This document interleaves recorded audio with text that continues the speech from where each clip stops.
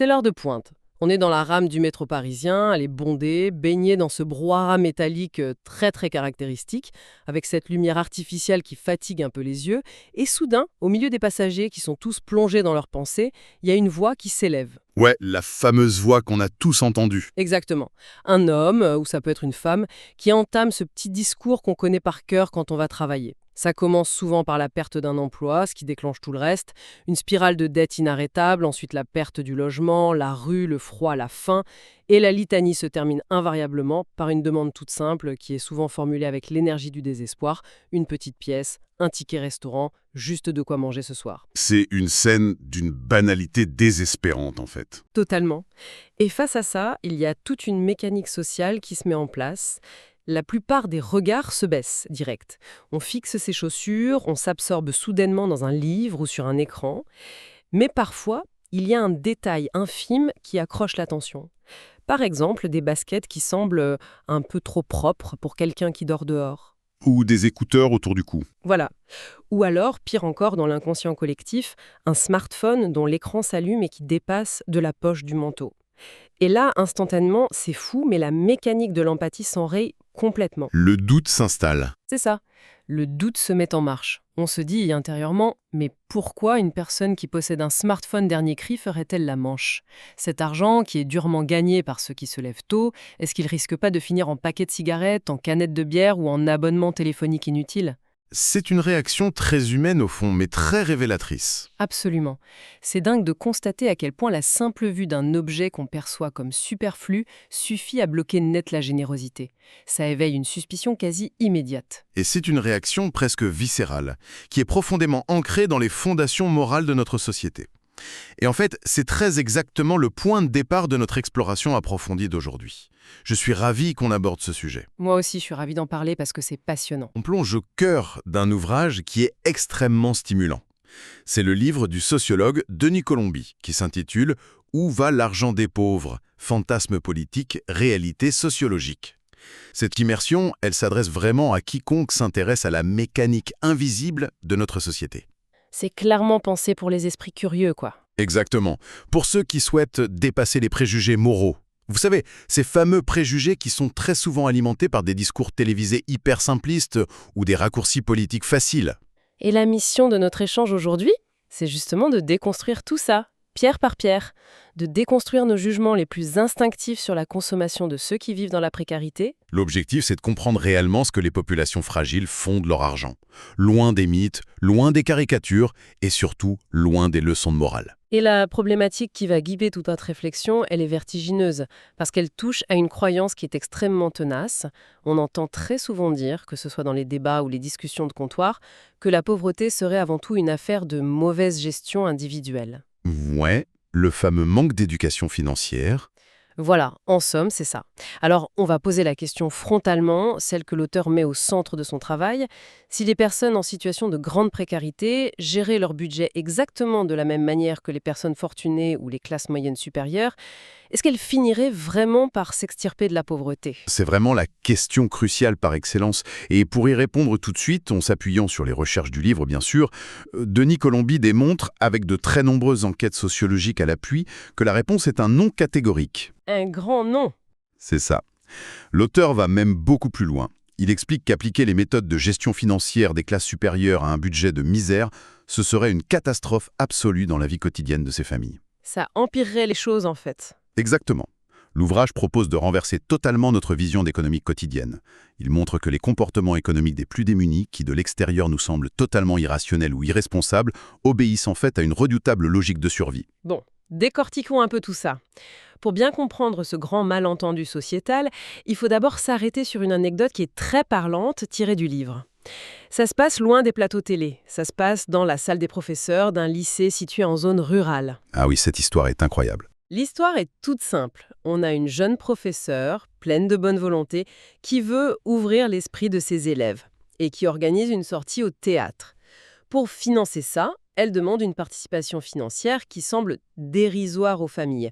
Seulement 4 petits euros. 4 euros, oui. Et là, c'est la douche froide totale. De très nombreux parents refusent catégoriquement de payer.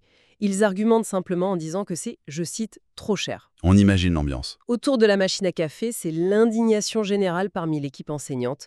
Comment on peut trouver que 4 euros, c'est trop cher pour l'éveil culturel de ses propres enfants? Et la colère des professeurs, elle monte d'autant plus vite qu'ils voient, tous les jours, en surveillant la cour de récréation, ces mêmes enfants arborer des paires de baskets de grande marque. Ouais, ou manipuler des smartphones flambant neufs à la pause. Ce chape. Du coup, le jugement tombe très vite dans la salle des profs, implacable et sans appel.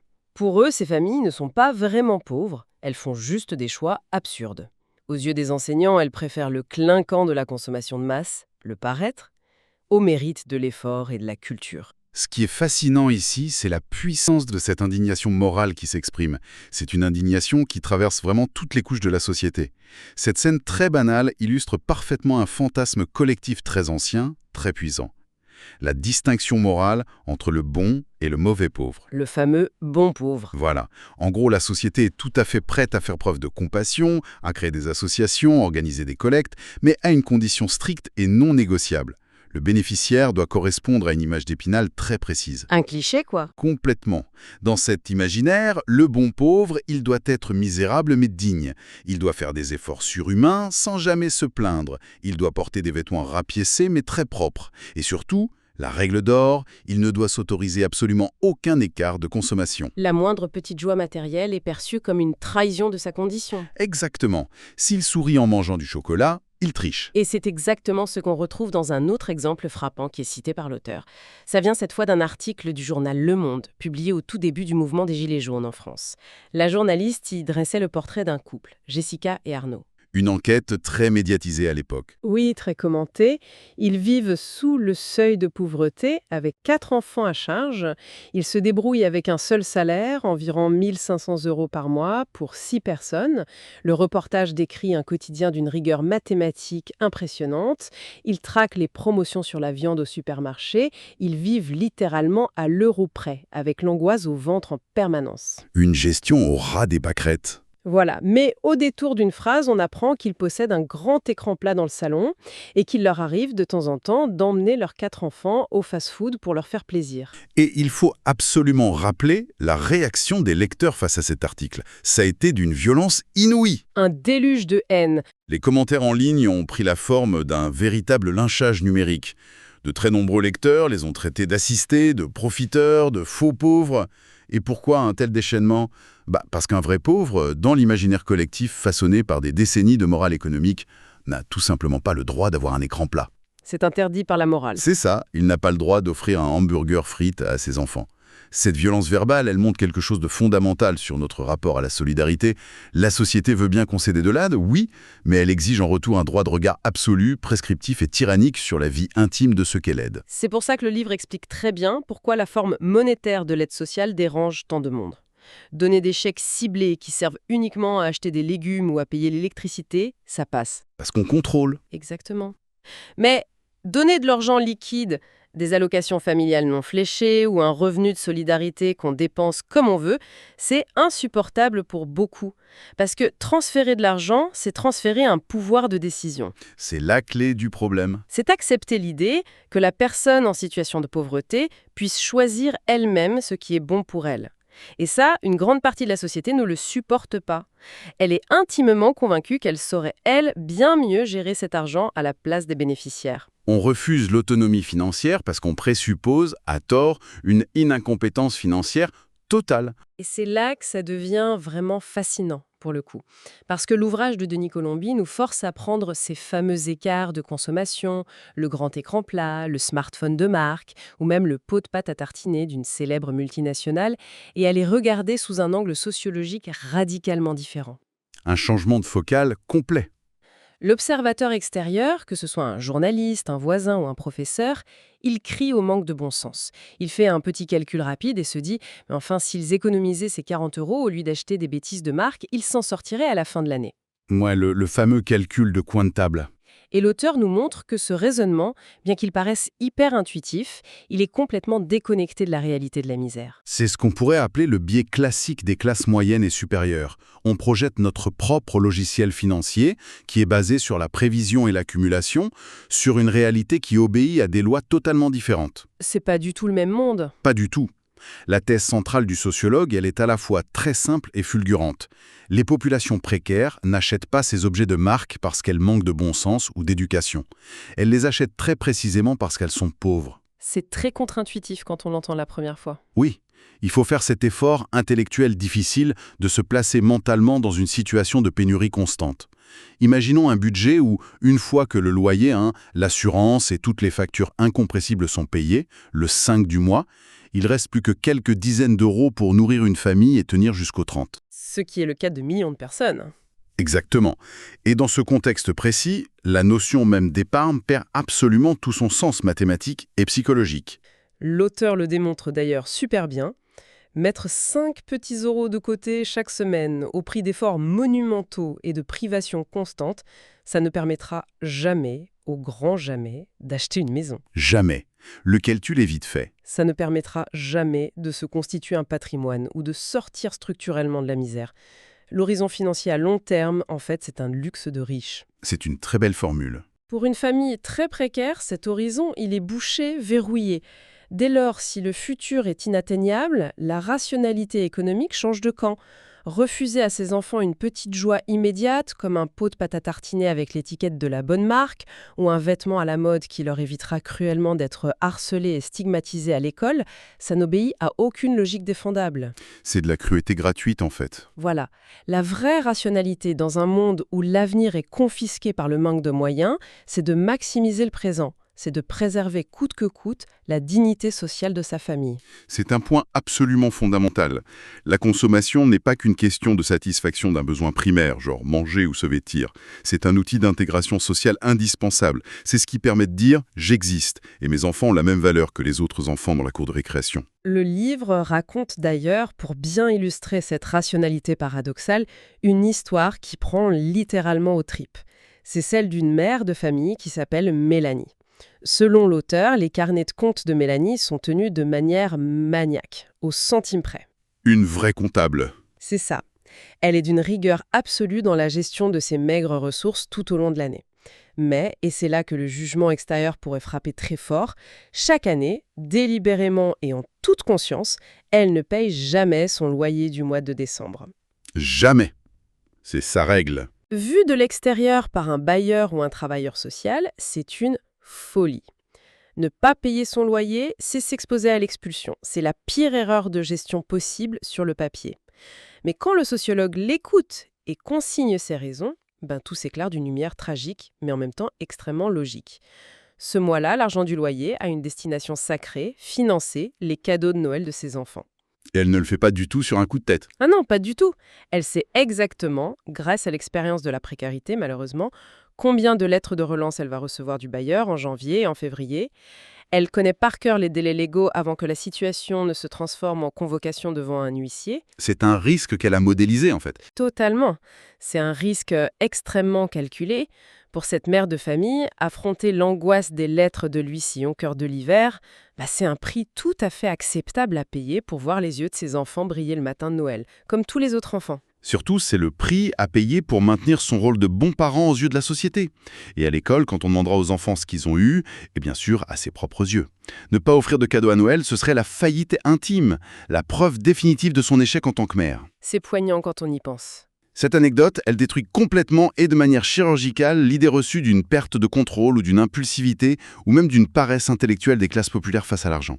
Le constat du sociologue est que c'est l'exact opposé. Une hyper-gestion. Oui, la gestion d'un budget chez les plus précaires requiert un effort mental surhumain que la plupart des gens aisés seraient bien incapables de fournir.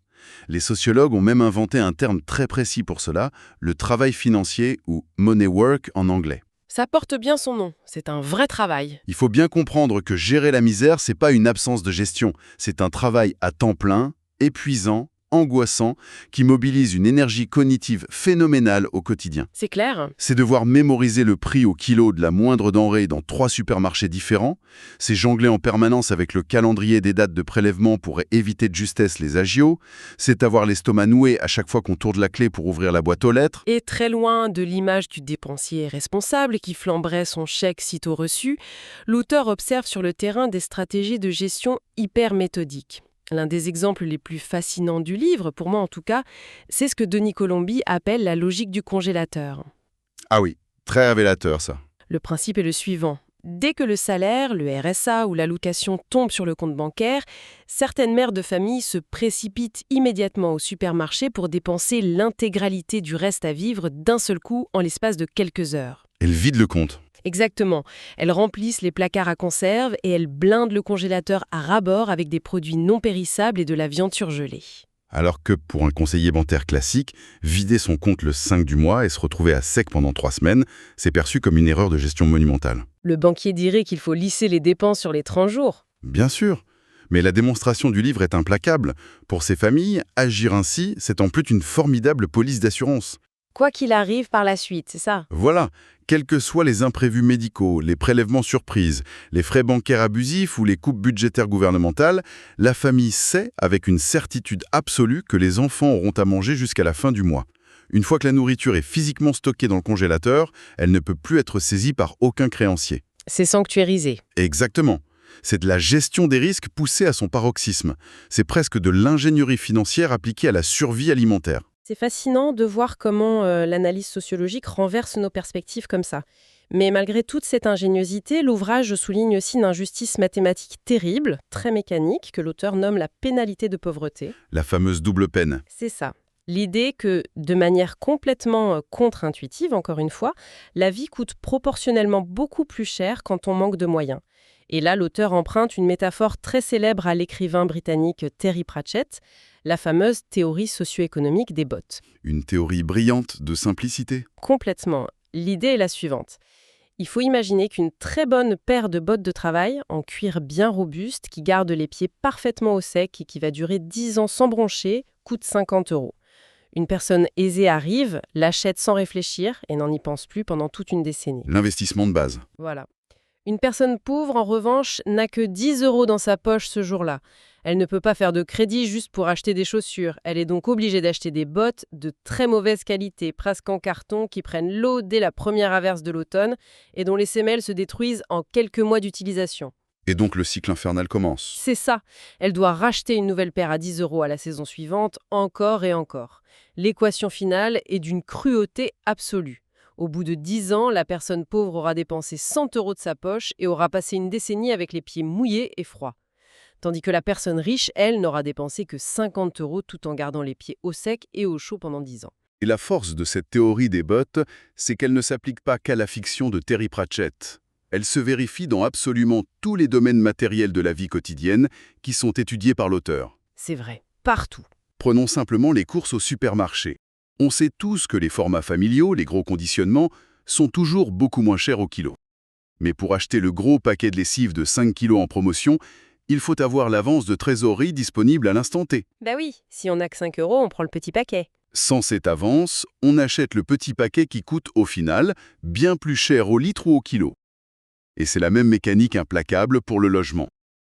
Quand on n'a pas un dossier solide avec des garants en béton, on loue souvent un logement mal isolé, une vraie passoire thermique. Et le résultat est catastrophique financièrement. On paye des fortunes astronomiques en factures d'électricité ou de gaz juste pour essayer de se chauffer décemment l'hiver. Et d'ailleurs, l'exemple le plus flagrant et peut-être le plus cynique qui est abordé dans l'enquête, c'est le système bancaire lui-même. Le livre étudie la situation d'une femme nommée Christine, dont le cas est vraiment glaçant. Ah oui, le passage sur les banques est édifiant. Dès que son compte bascule dans le rouge pour seulement quelques dizaines d'euros manquants, juste parce qu'un prélèvement est passé un jour trop tôt, par exemple, la banque applique automatiquement ce qu'on appelle des frais d'intervention, les fameux agios. La machine se met en route. Et pour Christine, c'est 8 € de frais prélevés par la banque pour chaque opération qui passe, alors que le compte est déficitaire.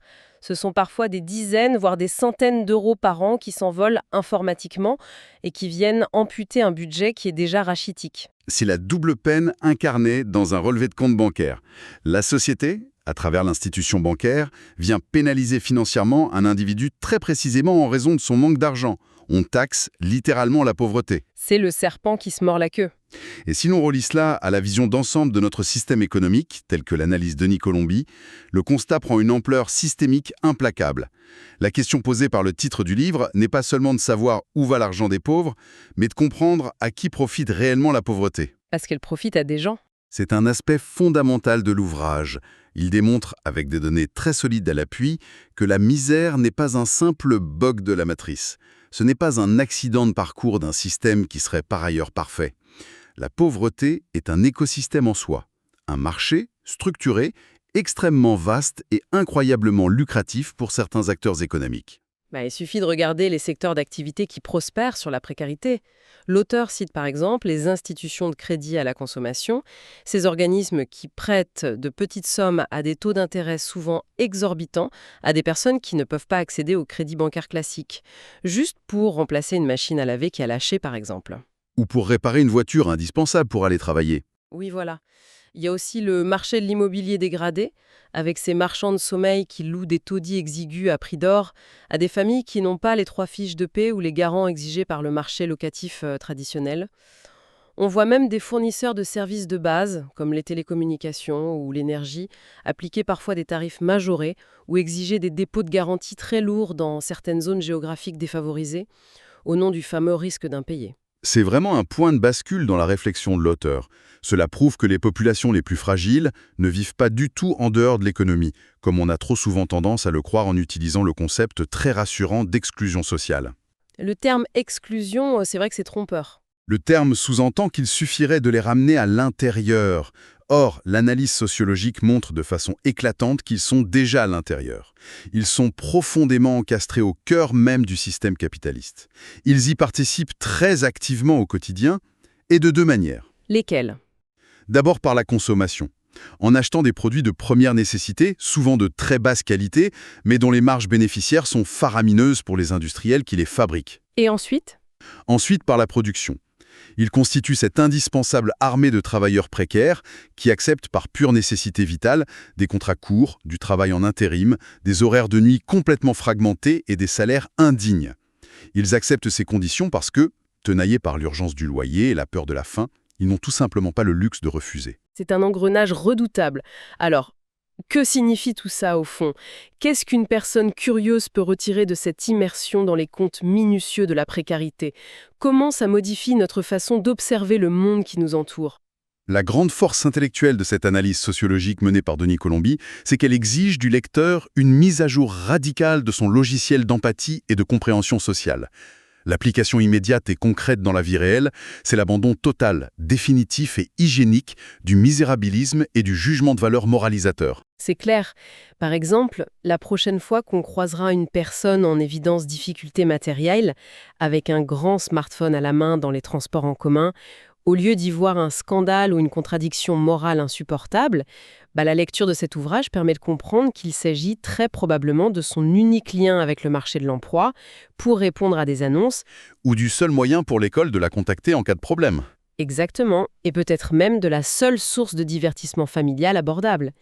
Le grand enseignement, c'est d'accepter intellectuellement que la logique financière rationnelle d'un cadre entreprise, qui est très légitimement basée sur la constitution d'une épargne et la planification d'investissements à long terme, elle est techniquement inapplicable à une situation de pénurie constante. Ces 2 mondes qui ne peuvent pas se comprendre avec les mêmes règles.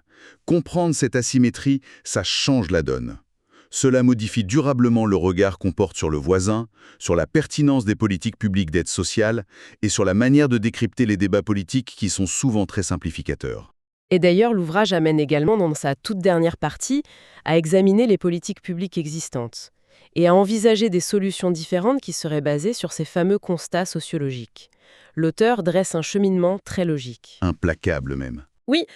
Si l'on admet, après avoir lu toutes les enquêtes du livre, que les populations les plus fragiles savent en réalité extrêmement bien gérer leur budget et qu'elles sont même, par la force des choses, de bien meilleurs techniciens de la survie financière que la moyenne, alors l'approche politique traditionnelle de la lutte contre la pauvreté, elle doit être repensée. L'auteur avance une idée audacieuse qui découle de ses recherches. Qui va à l'encontre de beaucoup de préjugés. Tout à fait. L'idée que la solution pour éradiquer la pauvreté matérielle ne résiderait pas du tout dans des cours d'éducation budgétaire ou dans des distributions de bons d'achat restrictifs. En effet, Denis Colombi soutient que la solution la plus rationnelle, et d'ailleurs celle qui serait soutenue par plusieurs expérimentations à travers le monde qu'il cite dans son travail, ça consisterait tout simplement à procéder à des transferts monétaires directs. Donner de l'argent cash. Donner de l'argent inconditionnellement, sans aucune conditionnalité moralisatrice attachée, sans envoyer d'assistante sociale vérifier si l'argent a servi à acheter des légumes bio plutôt qu'un jeu vidéo d'occasion pour le petit dernier. L'idée de l'auteur est de mettre un terme définitif à cette politique de la suspicion permanente. C'est un changement de paradigme énorme. Son raisonnement postule que seul un apport monétaire direct et suffisant donne le pouvoir de s'extirper de la pénalité de pauvreté dont on parlait tout à l'heure. Avoir de l'argent d'avance, c'est pouvoir enfin acheter ces fameuses bonnes bottes durables de Terry Pratchett. C'est pouvoir acheter les formats familiaux au lieu des petits. C'est ça. Fuir les crédits à la consommation usuraire et éviter les agios bancaires qui plombent tout. Pour le sociologue, si l'on accepte que la racine de la pauvreté n'est pas un obscur défaut de moralité ou une pathologie comportementale, mais bien et uniquement un cruel manque de liquidité, alors l'apport monétaire inconditionnel apparaît comme le remède logique et direct. C'est vraiment un exposé minutieux qui propose, de la part de l'auteur, un renversement de perspective assez spectaculaire. Cet ouvrage se révèle être un outil très très précieux pour quiconque souhaite analyser la société avec plus de nuances. L'analyse de l'auteur tente à lever une culpabilisation collective qui est souvent très pesante. Une grande bouffée d'air pur intellectuel ? À travers ces pages, le livre nous invite à lever la tête, à cesser de scruter le contenu du chariot de la personne qui nous précède à la caisse du supermarché pour juger silencieusement ses choix de consommation. Il propose plutôt d'observer la mécanique sociale, systémique et implacable qui contraint si durement les choix de ces individus au quotidien. C'est un travail qui donne indéniablement l'envie de se plonger dans le texte complet de Denis Colombi. Absolument, pour explorer en profondeur. Oui, pour continuer à éclairer ces vastes angles morts de notre société que l'on préfère trop souvent ignorer par simple confort intellectuel. C'est une réflexion profonde qui s'inscrit vraiment en faux contre les discours ambiants et qui nourrit durablement notre esprit critique. Ça fait réfléchir. Et cela soulève d'ailleurs une question fondamentale, une piste de réflexion presque vertigineuse posée en creux par cette analyse, idéale pour clore et prolonger notre exploration aujourd'hui. Je vous écoute. Si, par un effort politique massif tel que l'envisage l'auteur, une société mettait réellement et définitivement fin à la précarité, en garantissant un revenu suffisant à chaque citoyen, que se passerait-il pour toutes ces industries et ces entreprises dont le modèle économique repose très exactement sur la vulnérabilité financière et la captivité bancaire des plus fragiles? La question fait mal. Et plus profondément encore, si l'angoisse viscérale de la faim, l'angoisse du surendettement et de l'expulsion disparaissait totalement du paysage social, qui accepterait alors de se lever à l'aube pour effectuer ce fameux sale boulot? Qui accepterait ces emplois mal payés, physiquement usants et aux horaires fragmentés, sur lesquels repose pourtant aujourd'hui une très grande partie du confort quotidien des classes aisées? Repenser la pauvreté à travers ce prisme, ce n'est peut-être pas qu'une simple question de solidarité comptable. C'est beaucoup plus vaste. C'est s'exposer à la menace d'un bouleversement total de notre ordre économique et social. Il y a là matière à remettre en question bien des certitudes bien établies.